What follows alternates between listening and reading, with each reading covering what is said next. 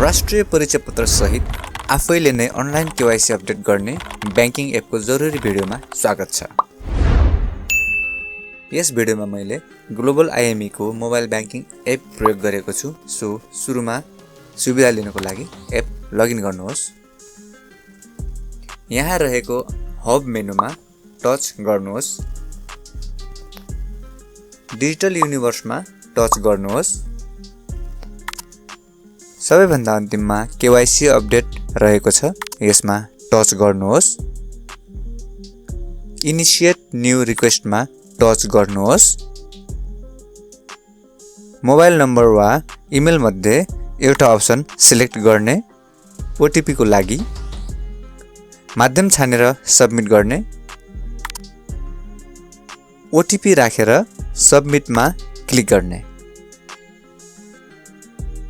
अब हाम्रो केवाइसी भर्ने सुरु हुन्छ, जहाँ आफ्नो ठेगानाहरू भर्ने पर्मानेन्ट र टेम्पोररी यानि कि स्थायी र अस्थायी आफ्नो ठेगानाहरू अपडेट गर्नु छ भने भर्नुहोला। स्पेसल्ली अस्थायी ठेगानाहरू अपडेट गरिराख्नुपर्छ।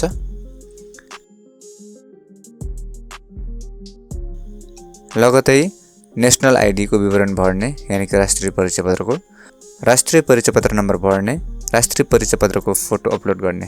यहाँनिर फोटो चाहिँ 2 MB जतिसम्मको लिन्छ। सो सुरुमा फोटो खिचेर चाहिँ तपाईले आफ्नो मेसेन्जरमा आफैलाई पठाउने र त्यो फोटो डाउनलोड गरेर राख्नुहोला। त्यसरी गरेको फोटोको साइज एकदम कम हुन्छ।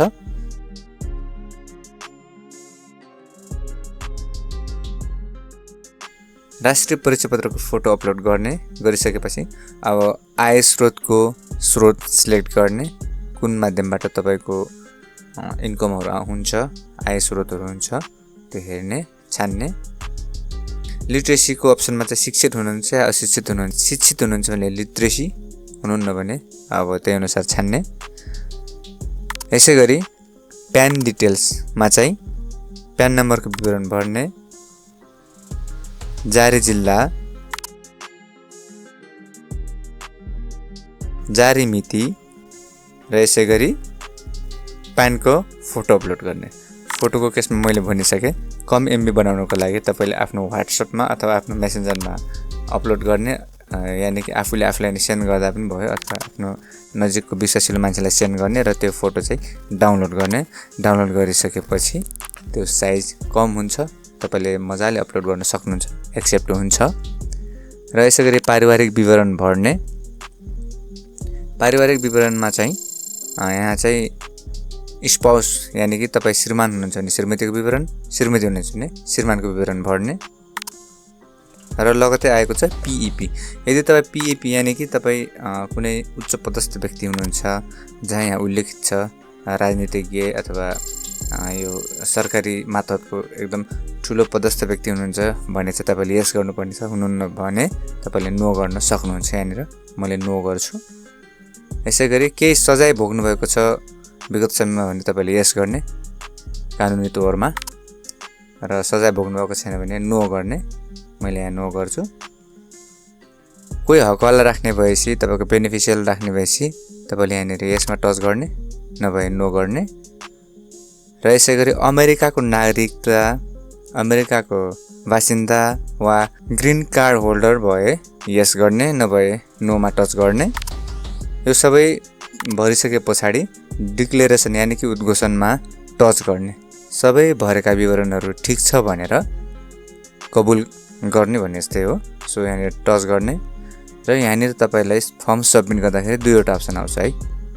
2वटा अप्सन के रहेको छ भने रिभ्यू योर केवाइसी फर्म, जुन चाहिँ यदि तपाईले पहिलेकै विवरण ठिक छ र त्यसमा केही परिवर्तन गर्न चाहनुहुन्न, सब एज इट इज नै तपाईको डाटाहरू छ भने यसमा टच गर्ने। र दोस्रो अप्सन रहेको छ अपडेट एन्ड कम्प्लिट केवाइसी। यो भन्नाले पहिले बुझाएको तपाईको विवरण जति पनि रहेको छ त्योमा पनि तपाईले परिवर्तन तथा अपडेट गर्न चाहनुहुन्छ भने तपाईले यसमा टच गर्ने, जुन सेकेन्ड अप्सन छ अपडेट एन्ड कम्प्लिट केवाइसी। मैले यो दोस्रो अप्सन टच गर्छु। यहाँनिर मैले केही कुराहरू अपडेट गर्नुपर्ने छ। सो यहाँनिर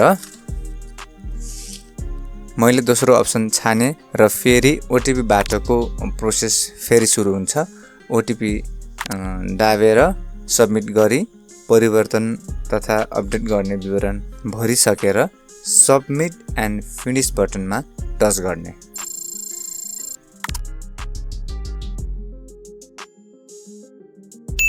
र फाइनली फर्म अनलाइन सबमिट हुन्छ। यसरी सबमिट गरेको केही घण्टा वा दिनमा भेरिफाई वा अनभेरिफाईको सूचना मेसेज मार्फत आउँछ। राष्ट्रिय परिचय पत्र तथा पान नम्बरको अनलाइन फारम भर्ने तरिकाको भिडियोको लागि स्क्रिनमा रहेको भिडियो हेरेर सिक्न सक्नुहुन्छ, गाइडेन्स लिन सक्नुहुन्छ। सो धन्यवाद। फेरि भेटौँला नेपाली ज्ञानको यस्तै जानकारीमूलक छोटो भिडियोहरूमा। Bye bye.